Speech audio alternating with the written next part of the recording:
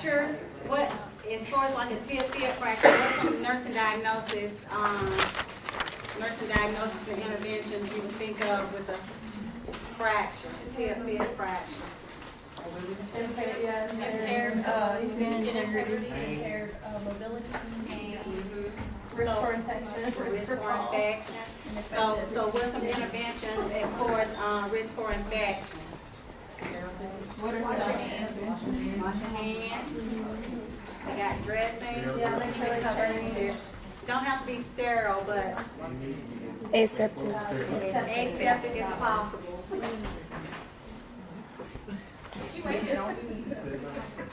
No. No. Oh, sorry.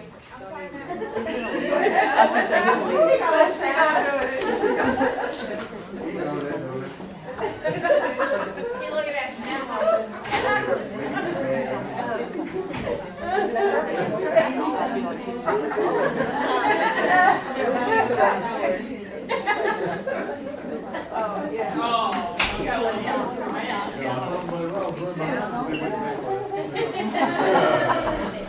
Well, we talked about risk for infection. We want to maintain aseptic technique with the dressing changes, and that's as far as like patients with external fixators. They're gonna have pen sites, so you want to make sure you keep the pen sites clean.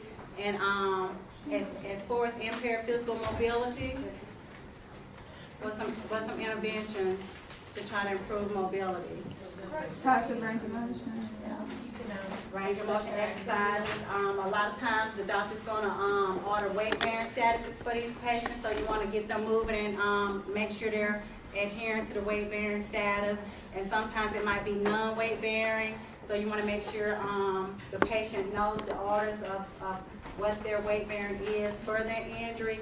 Because for some fractures, if they start weight bearing exercises prior to applying more weight than what was ordered, they can delay their healing or end up injuring themselves worse and, prolonging the healing process. Like we said, we talked about the emergency management of fractures. And I told you, as far as on the field, you're going to call 911 and initiate airway breathing and circulation, and then provide any life-saving care like the CPR and things like that. And we talked about covering the open fracture with a sterile dressing. And what do we need to enforce? Do not attempt to reduce the fracture. Okay? That's not for us.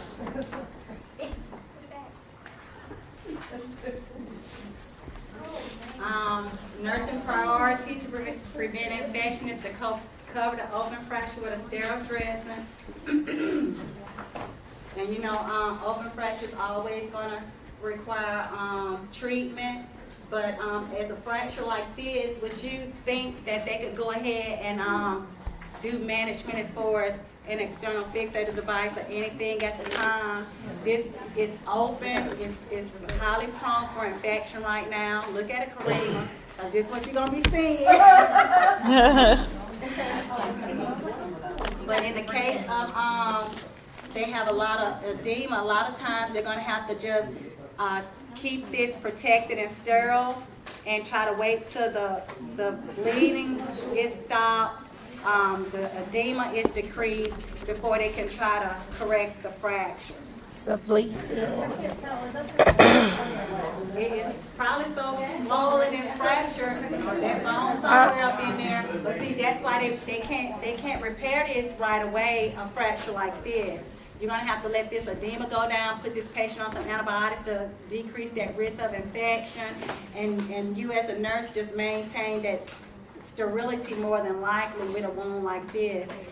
And sometimes they might end up putting patients in a wound bag to try to help it start healing and get the infection out, get some of the oozing out, and decrease the edema, and then they'll try to go ahead and reduce the fracture. So, as a nurse, your priority is just to maintain sterility, not to stop the bleeding. No, neurovascular, it's gonna be neurovascular, maintaining their neurovascular, compromise, make sure they're not in compromised position, but if they do have something like this, you're gonna be maintaining sterility with the dressing changes to try to prevent infection. Okay. But a patient like this might have what they call, a wound bag. A wound bag, and you can see they'll close it and it has little drains in it, and that wound bag keeps continuous suction and drains the fluid from the wound to try to help this resolve, and then they can go in and try to repair the fracture. Okay. This is showing like a negative pressure wound system, and that's like what I said is it keeps constant pressure where it's draining the fluid out of the wound and trying to help decreasing and relieve the edema. Wound bags allow for quicker wound closure, which decreases the risk for infection. And once all that is resolved, like I said, they'll go ahead and start doing the more extensive stuff to try to go ahead and stabilize the fracture.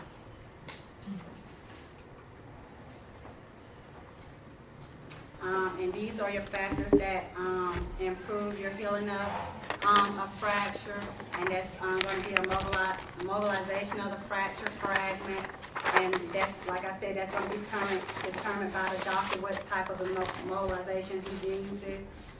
Maximum bone fragment contact, that's making sure that the bones are aligned, because you know they're not aligned, that blood flow is not going to be increasing to help heal that fracture.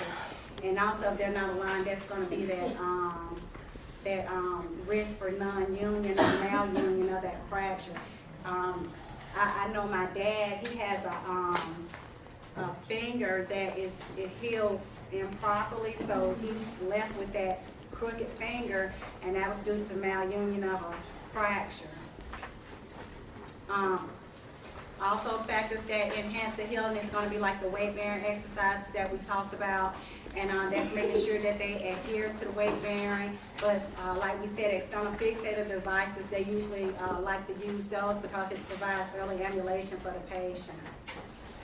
Proper nutrition, that's improving the protein, calcium, and for some, if they're malnutrition, increasing their caloric intake. But for those who are obese, you want to decrease their calories, because you know that obesity puts more bearing on the joints. Factors that inhibit healing, bone loss, like the women with osteoporosis, weight bearing prior to approval, not adhering to the status of the weight bearing that the doctor ordered. And like we talked about the malalignment of the fractures, if they get any kind of infection in the bone, that's going to delay healing, because that infection is fighting against that healing process, and it'll prolong the healing or even make healing not occur at all. And like I said, these are the ones that more than likely will end up having amputation. And you know, age is a risk factor also, and those with the high use of corticosteroids.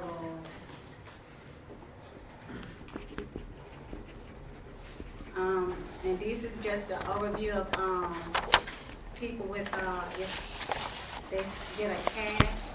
I'm kind of showing you like the pressure points to watch for with people with a cast, and what to discuss with this patient to look for with the pressure points.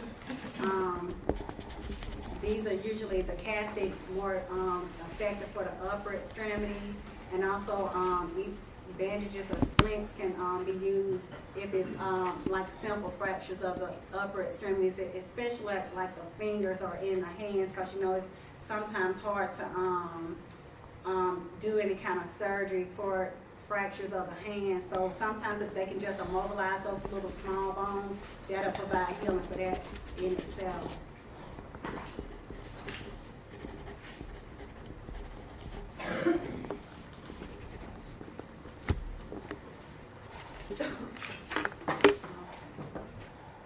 And as far as the cast, you know, it allows for early mobilization and reduces pain.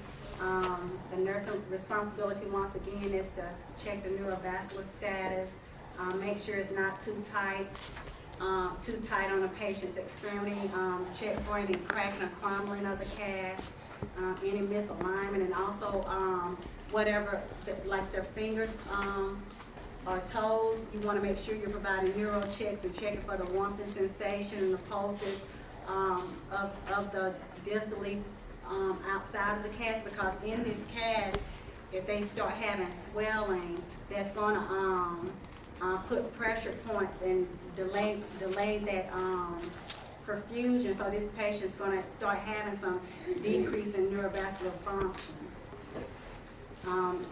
Keep the extremity elevated above heart level to try to reduce the swelling.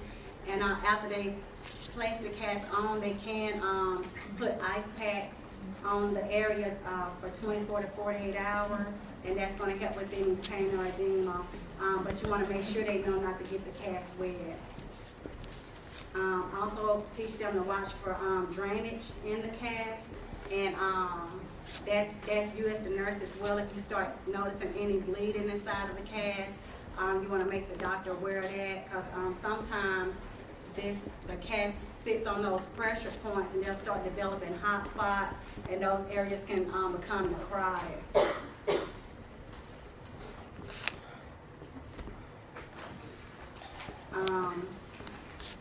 And you know, as far as cast is not necessarily just due to fractures. Y'all ever seen people that have like little club feet, babies that are born like that, and sometimes they can just apply cast as a correction to put the alignment together. My brother was born like that, and now if you looked at him, you wouldn't even know he ever had club feet. But sometimes just know cast can just be used as corrective devices for deformities.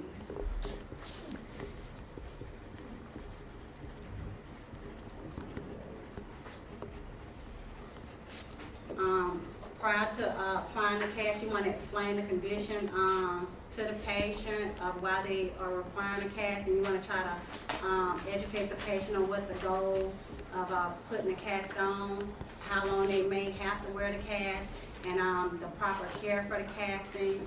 And initially, you know, they're going to wrap a dry dressing around the arm and then apply the cast, but the patient may feel a little heat as they apply the cast, and let them know that that's perfectly normal and it shouldn't cause them any harm. Teach them to keep the cast dry, not to cover it with plastic, because what's covering it with plastic is going to do? Moisture. So you want to make sure they know not to do that. Keep the extremity elevated, and when they're up and walking, wear a sling to keep that extremity up, because you know dangling that extremity is going to increase the edema. And as far as hygiene, they can't get down into that cast, but you know people, they're going to have some complaints of itching. So what you want them to take something and dig inside the cast and scratch, because that's what they're going to do, right? So you want to make sure you tell them not to take anything and dig inside the cast. So what's a good remedy? Blow dryer. Using a blow dryer to help with that.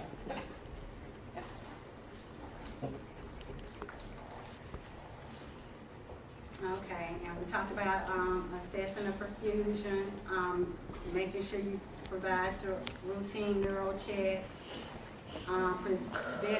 prevent complications of immobility such as the pressure ulcers or venous thrombosis, provide early ambulation, teach them to turn, cough, and deep breathe, and if they do need anticoagulant therapy, the doctor will order that.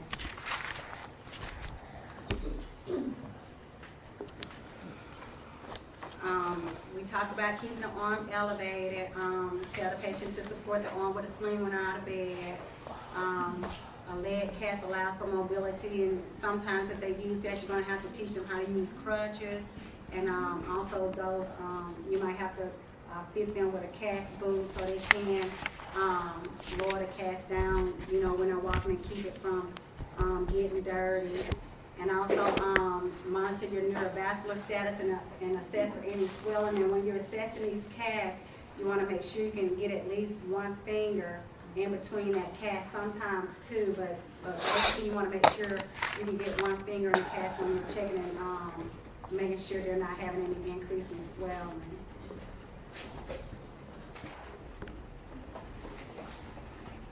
So it's one, not two.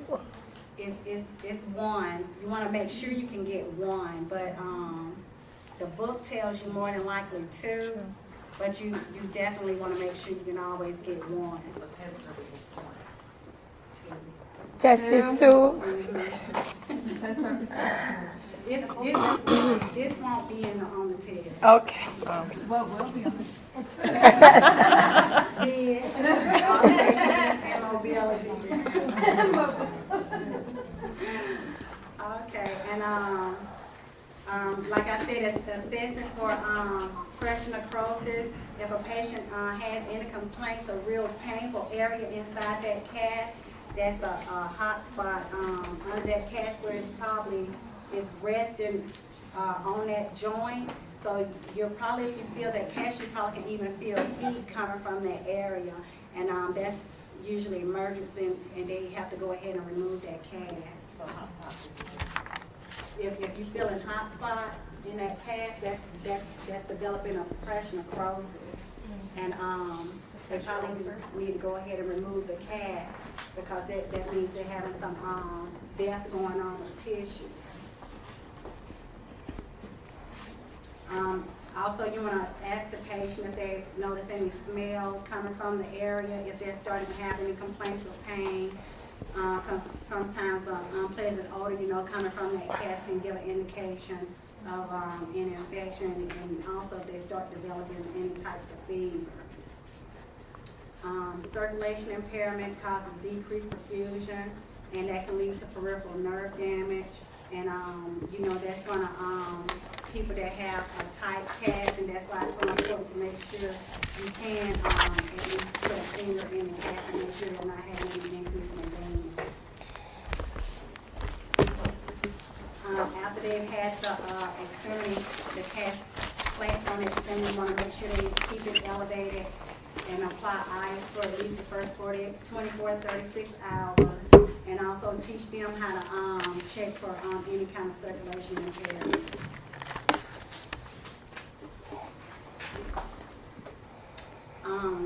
Traction is another form of repair for fractures, and that's going to two types of it is skin or skeletal traction.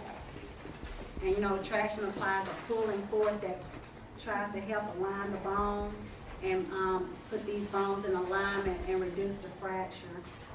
It also decreases muscle spasms and helps to correct the deformity or any kind of tissue damages. The skin traction is usually what they call a Bucks traction in the hospital, and that's what you see in the picture where they just put this little styrofoam Velcro boot, and they size it pertaining to the patient's leg size, and usually it has little Velcro straps, and you're going to set up the bed where you can hang weights and apply to this boot, and that weight is going to provide the traction and keep that bone in line. You also want to make sure that patients in proper body alignment when they're laying in the bed with these tractions on. With the skin traction, they usually apply a pulling force of 5 to 10 pounds. But the skeleton traction, that's the one where if they have like a external fixator device, they can apply more weight to it to try to improve the alignment even more. And with the skeletal traction, they can put more weight on it, like 15 to 30 pounds of weight. The skin traction, the primary purpose is to decrease painful muscle spasms, and that's usually with people like in hip fractures.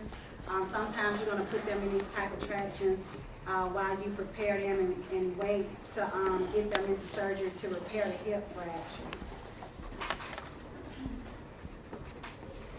And like I said, that's usually 5 to 10 pounds of weight with the Bucks traction. Weight should be freely hanging at all times and should never be removed without a physician's order. And, you wanna make sure the weights are not, sitting on the floor. When you set these up, you'll see it better that way, but these are the weights, and you wanna make sure the weights are, off the floor. So you're gonna elevate that bed a little bit just to make sure those weights are freely movable. Cause if they're sitting on the floor, they're not providing any traction.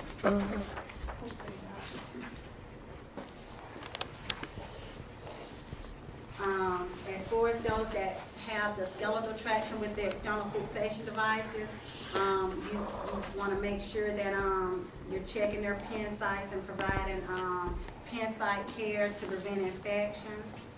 And also, you always perform your neurovascular checks with anybody that's in any type of these. And with the Bucks traction, with them being in these Velcro styrofoam boots like that, you also want to make sure you're assessing their skin for breakdown while they're in these, because they might have friction going on that you wouldn't know about with these cooling force.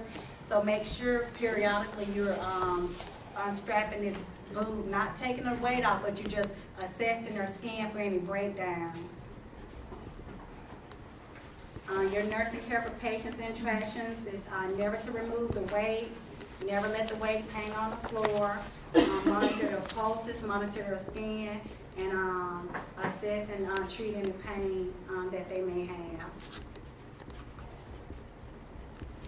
And this just kind of showing you how the traction works with the pulling force and trying to line the bone in the position with the weight, and that's why it's so important that the weights are freely hanging. And number one, the nurse must never remove weights from traction. Okay, if the patient's complaining of pain, can you remove the weights? No. Just treat the pain, try to align that patient. Sometimes, like I said, their body, the way they're laying in the bed, simply moving them and repositioning them can help relieve some of the pain.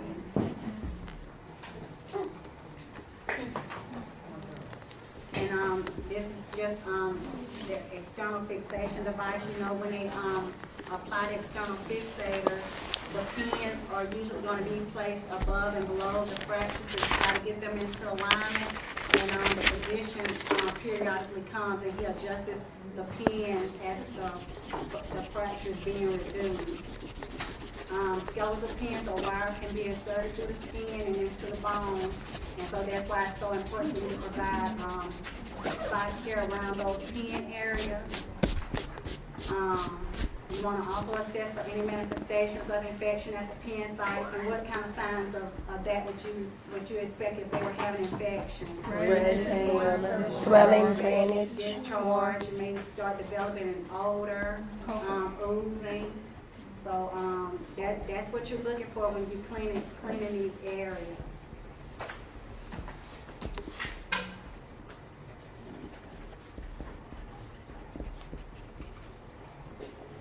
And this is just a type of fracture that would more than likely have to require internal or external fixation. But you know, the internal fixation devices is going to be like the pins and the rods that's placed internally. Open reduction with internal fixation is one of the most common methods of reducing and immobilizing fractures. And this is often preferred by the physicians because it does provide for early mobility of the patients. Let's see, it says open reduction allows for the surgeon to directly view the fractured site so he can see exactly how he's aligning the bone when he's putting these pins in.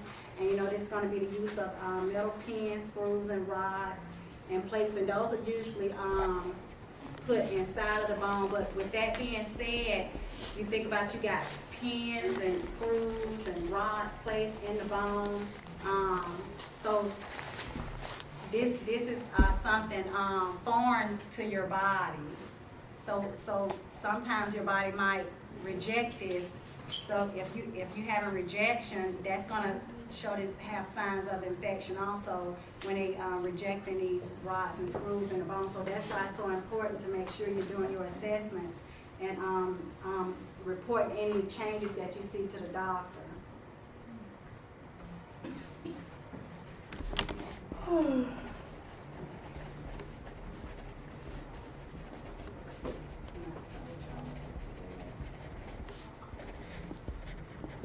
Okay, and I just want to add this note that after they remove the fixator devices, and once the wound healing has occurred, they can go ahead and put these people in a caster or splint to just maintain the alignment of the bone until healing is complete. And we talked about your nursing care, is what for the external fixator. Cleaning and keeping the pin Pin clean cleaning. and prevent infection around the pin. Assessing for infection with external fixator devices. Pin site care. Provide, always look for pin site care and try to watch for infection.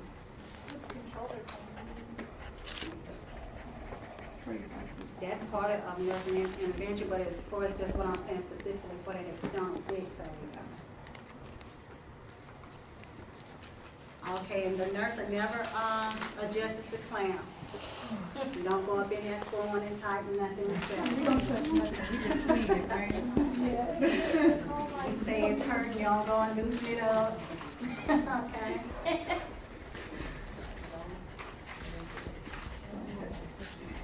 Okay, now we on complications that can occur with fractures.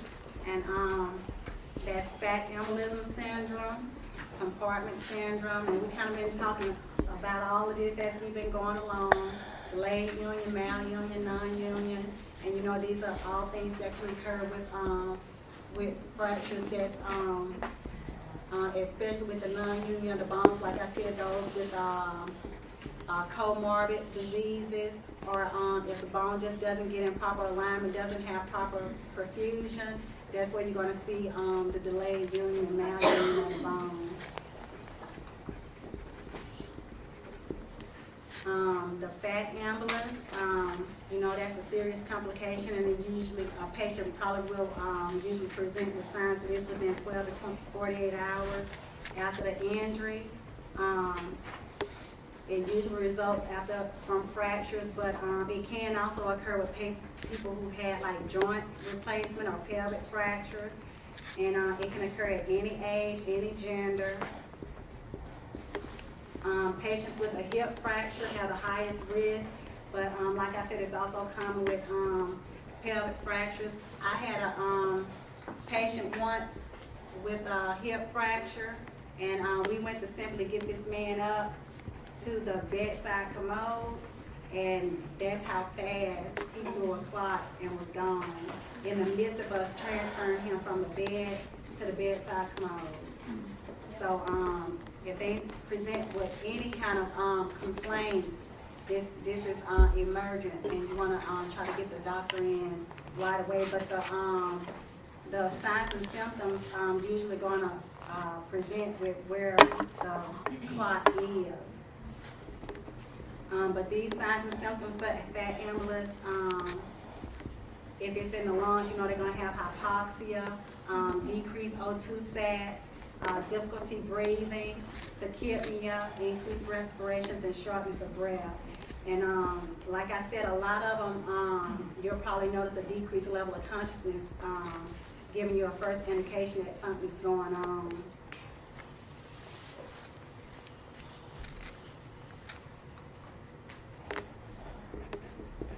And this is what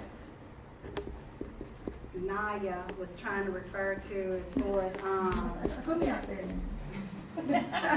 the petechiae that comes along with abnormal lab findings, decreased O2 levels, increased ESR, and decreased RBCs and platelet counts. But the petechiae that comes along with this, you're going to be assessing their buccal mucosa, the conjunctiva of the eyes, but usually this is going to present up on their upper extremities, like along their chest, their neck, up on the trunk area.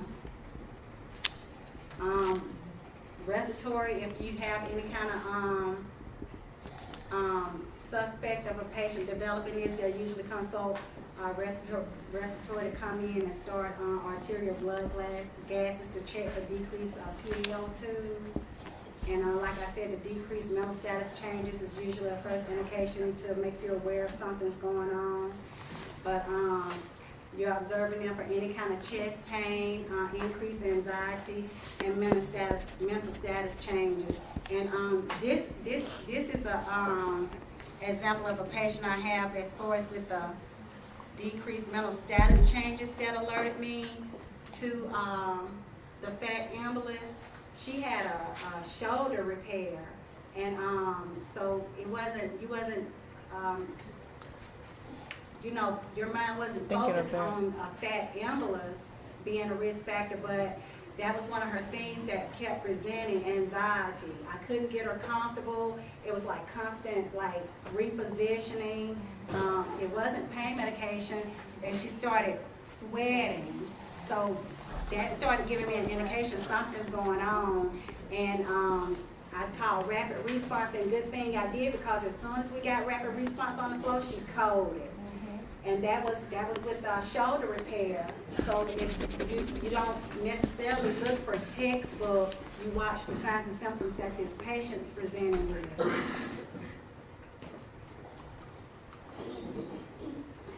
Compartment syndrome is another complication that can occur with the risk factors and with the fractures. And you know, we talked about that with people that's in a cast, but you know, compartment syndrome can occur with people that probably end up with a infected insect bite, snake bites, just because of that wound being compromised and fluid is getting accumulated in those tissues. But it causes decreased perfusion, in which ischemia can result. They may present with sensory perception deficits or paresthesia, and that's usually probably going to appear first. They're going to be starting to have some numbness and tingling in the area. The most common sites of compartment syndrome is the lower legs and forearms. And first you want to try to identify the patients that's more at risk for this. And you know, those are patients that you can identify your patients that's going to be more prone to developing compartment syndrome, are the ones, you know, like if they have any kind of, like the comorbidities of diabetes with the delayed healing, the people who can't get up and ambulate. And so these are the ones that if you see people like this, you want to just get more active for trying to prevent them developing compartment syndrome. It can be a surgical emergency. And like I said, if they end up getting to the point of paralysis or weakness, those nerves are damaged, and once they reach to that point, you really can't reverse that. And sometimes if they end up with decreased perfusion for so long, that's death to that tissue, and they may end up having to have amputations. You said the most common site for the compartment syndrome was what? The lower extremities, the legs. And I told y'all that it can occur with snake bites, burns, insect bites, anything that's making pressure, fluid accumulation within the tissues, and the fluid can escape.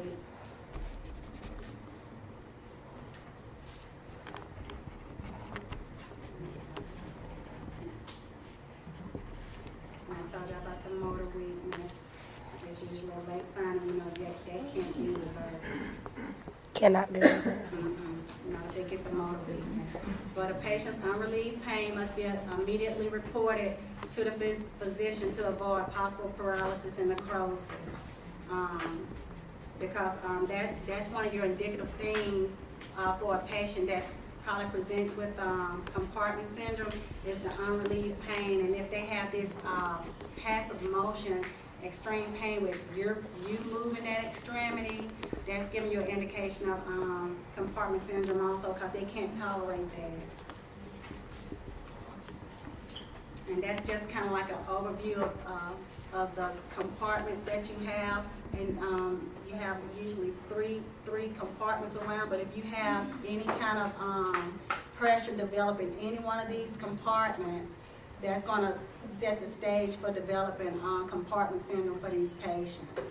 So you want to make sure you're monitoring their pulses all the time to make sure they're having circulation. Fracture compartment syndrome results 75% of the cases is due to fractures, and it's in areas which includes the muscles, the blood vessels, and the nerves. And all this is contained within fascia. And fascia is not elastic; it can't move. So if they start developing compartment syndrome in the area, that's why it gets tight and compresses the nerves, because fascia doesn't give. And that's why in cases of this, if you don't get it relieved, they're gonna have to come in and cut that fascia, try to help relieve that pressure. And that's what they call a fasciotomy.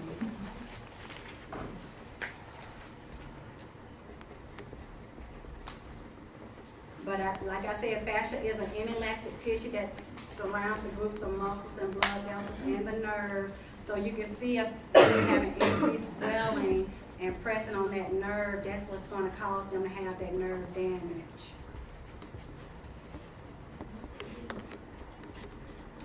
People that you usually see highly prone to this are those with tibial fractures and fractures of the forearms.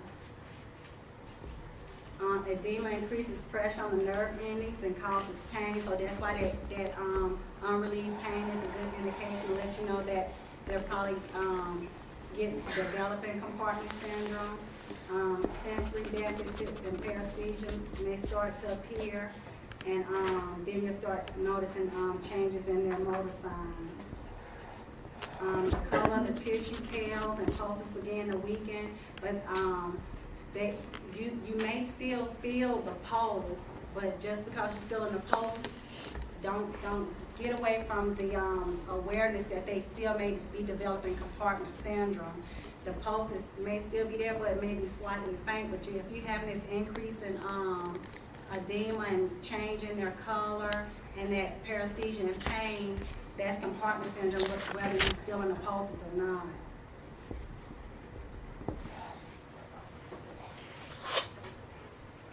If the condition is not treated, cyanosis, tingling, numbness, paresis, necrosis, and severe pain can occur.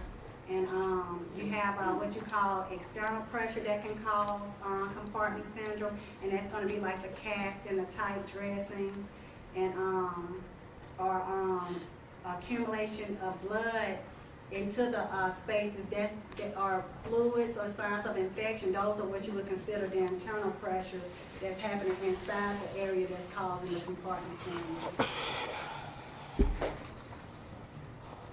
And this just a patient that they're starting to develop compartment syndrome, but the fluid is coming out. And have y'all ever seen this? Like you have a patient and they have a lot of fluid build up, and it usually comes out as blisters on the skin. A patient yesterday. And that's excessive fluid, so it's trying to ooze out somewhere, but that's some signs of what just excessive fluid accumulation. When it starts oozing, it starts making blisters on the skin like that.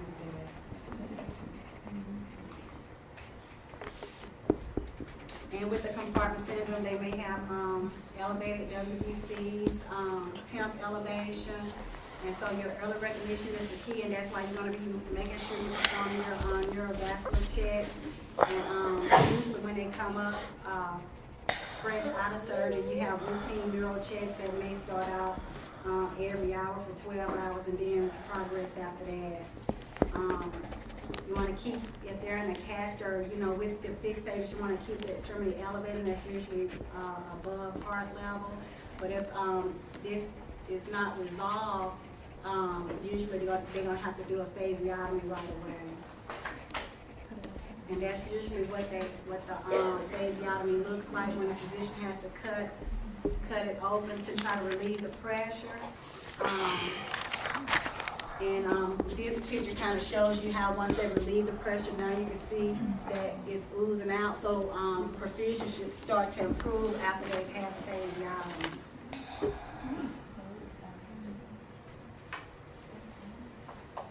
And this picture, I just noted this because, like if you do have a hard time finding patients' pulses, mark where you do find them, so you know where to come all the time and assess the pulse. And like I said, if you can't find the pulses using a Doppler, it's good to go ahead and find that pulse better.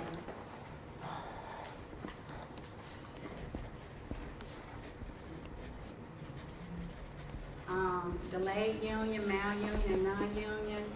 These are some complications that can occur also with fractures. Chronic complications can include ischemic necrosis, and that can lead to delayed union of the bone. Also, this ischemia decreases the blood supply to the bone that disrupts the perfusion. So that's going to cause death of bone tissue. And usually, with those, they may end up never healing at all. And like I said, in the case of the patient I had to get the amputation, that was the case for him.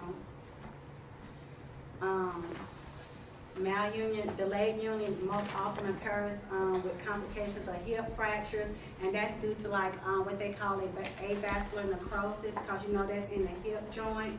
And if they start getting ischemia in that hip joint, that's never going to have a blood supply to where that can heal, and they're going to have delayed union in those areas. Those are people you're going to see with remain with constant limps. And sometimes they have to just go in and remove that hip joint and probably put them in, do a hip replacement on that patient.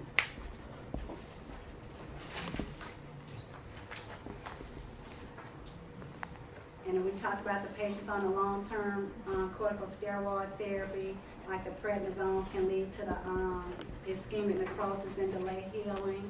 But delayed union is a fracture that has not healed within 6 months of injury.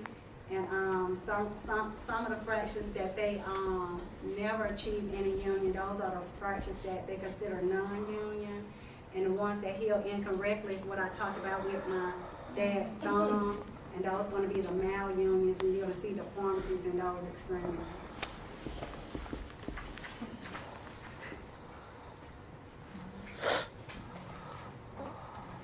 And this just a picture that's kind of showing an overview of how the union occurs. And like we said, delayed union, the fracture has never healed, and like we said, that's when it's 6 months and it's still not healed. But malunion, that bone is healing, but it healed incorrect. You see how it's not in proper alignment? That's malunion, but in non-union, it's just not connected at all.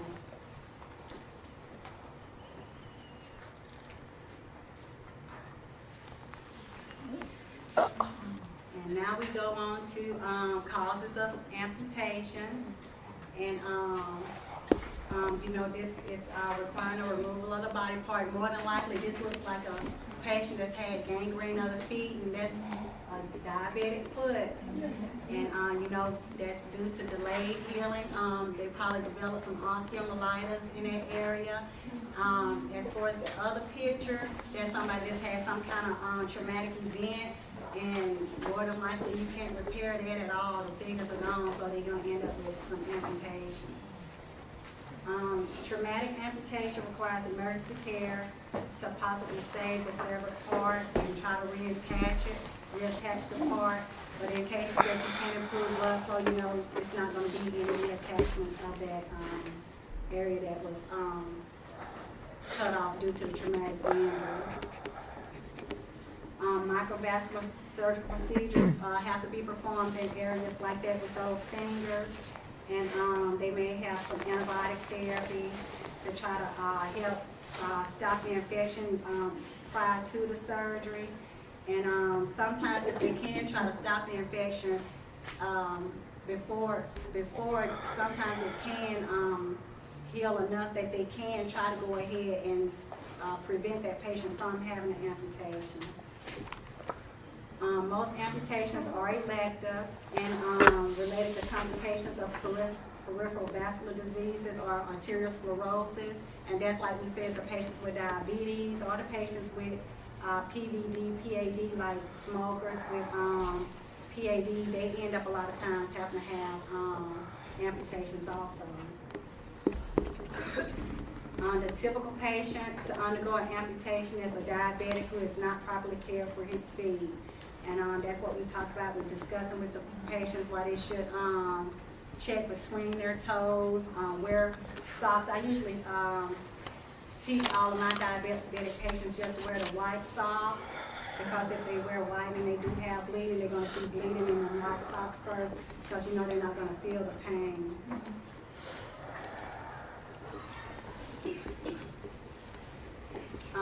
Whenever they do it, give the amputations, they try to make an effort to preserve the knee joint, because preserving the knee joint is going to help that patient better with their mobility.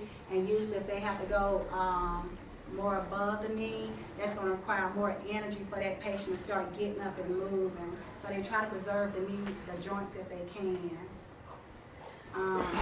When the cause of the amputation extends beyond the knee, like the above knee ones, those are where they go ahead and start considering how they want to amputate the leg, because they got to determine what kind of fitting they're going to have as far as prosthetics with these patients, that they have to go above the knee, because it's going to be kind of harder to fit them for prosthetics. The nurse's primary focus is to monitor for signs indicating that there is insufficient blood supply, monitor the patient for hemorrhaging, and usually when they perform the amputation, you know they're gonna leave a flap where they can cover where they had to cut the leg off at, or wherever they had to perform the amputation. But you want to make sure that that flap has blood supply going to it, so it should be the color should be nice and pink, and making sure you don't have any warmth, any redness, any oozing or odor. You're just looking for signs of infection around that flap.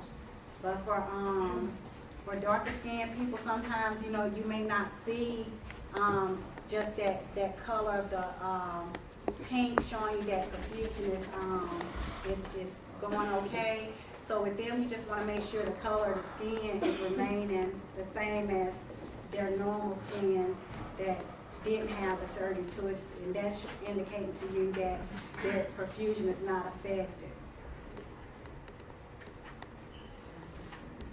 Okay, we're gonna go ahead and take a break.